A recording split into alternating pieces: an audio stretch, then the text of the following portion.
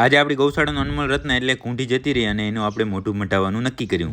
જય માતાજી મિત્રો અત્યારે વાગ્યા રાતના ગયા ને આપણે હતા આપણી ગૌશાળા. આપણી સાથે હર્ષદભાઈ હતા, રોહિતભાઈ હતા, બાબુભાઈ ભરવાડ હતા અને મહેશભાઈ હતા. અને આ બધા મિત્રો આપણા દુઃખમાં ભાગ લેવા માટે આપણી ગૌશાળા આવ્યા હતા. ત્યાંથી પછી આપણે ગયા કુંઠી પાસે અને આ જુઓ આપણી કુંઠીનો મૃતદેહ. કુંઠી આપણી પાસેથી વિદાય લીધી એને બસ અડધી કલાક જેવો સમય થયો હતો. એટલામાં આવી ગયો હર્ષદ ને હર્ષદે મને એવું કીધું કે ગમે એમ થાય પણ આ કુંઠીનું મોઢું આપણે પાછું લઈ આવવાનું છે અને એને વ્યવસ્થિત મઢાવવાનું છે. મેં કીધું કાંઈ વાંધો નહીં, કારણ કે હર્ષદની આ લાટકી ગાય હતી. મોઢું મઢાવવાનો નિર્ણય લઈને આપણે ત્યાં જ બેઠા હતા, કારણ કે આપણી ગૌશાળાની 9મા નંબરની ગાય હતી કે જેને આપણી વચ્ચેથી આ વિદાય લીધી હતી. એટલે થોડી વાર ત્યાં બેઠા બધી વાતચીતો કરી. એટલામાં પડી ગઈ સવાર ને આપણે ફરી પહોંચી ગયા આપણી ગૌશાળાએ પહોંચીને સૌ પ્રથમ આપણે કામ કર્યું કુંઠીનું પોસ્ટમોર્ટમ કરાવવાનું. કુંઠીના પીએમ નું કામ ઓકે કરાવીને પછી ચેક કરી આપણે આ બધી ગાયો જે આ ઝેરની અંદરથી માંડ બચી હો, બધી ગાયોને ચેક કરીને પછી આપણે ચેક કર્યા બધા વાસુડાને અને કંકુ જો રોય છે કે શું. અને એના પછી આપણે એક એવું દ્રશ્ય જોયું કે જે છેલ્લા એક અઠવાડિયાથી આપણી ગૌશાળામાં સંપૂર્ણ રીતે બંધ હતું, ખાણ બનાવવાનું. એના પછી જે કાંઈ પણ ગૌશાળાનું સવારનું કામ હતું એ બધું કર્યું આપણે ઓકે. બધું કામ ઓકે કરી થઈ ગયા તૈયાર થઈને પણ આવી ગયા ફરી ગૌશાળાએ. અને ગૌશાળાએ આ ખીલાની અંદર છે જે મોટી ચક્કી બંધાતી એની જગ્યાએ આપણે નાની ચક્કી એની જ વાસળી બાંધી. અને આ દ્રશ્ય ખાસ જોજો, બંને માં દીકરી એવું લાગે ને પણ એવું નથી. આ જે વાસળી છે ને એ તો આપણી કુંજની કુંજલ છે, ખબર છે. અને બીજા ઘણા બધા ખીલા ખાલી થયા એટલે આ બંને ઓળખીને બાંધી નાખીને હવે ચાકરી એની ચાલુ કરવાની હો. અને આને ચેક કરો બક્કીની માં મલીર તો છે નહીં પણ તો એ દૂધમાં તો ઘટવા જ દીધું નહીં. જો કેવો ટેબો પડી. અને આ જો કંકુભાઈ તો જાતે ખંજવારતા શીખી ગયા, કારણ કે જ્યાં સુધી એની માં હતી ત્યાર તો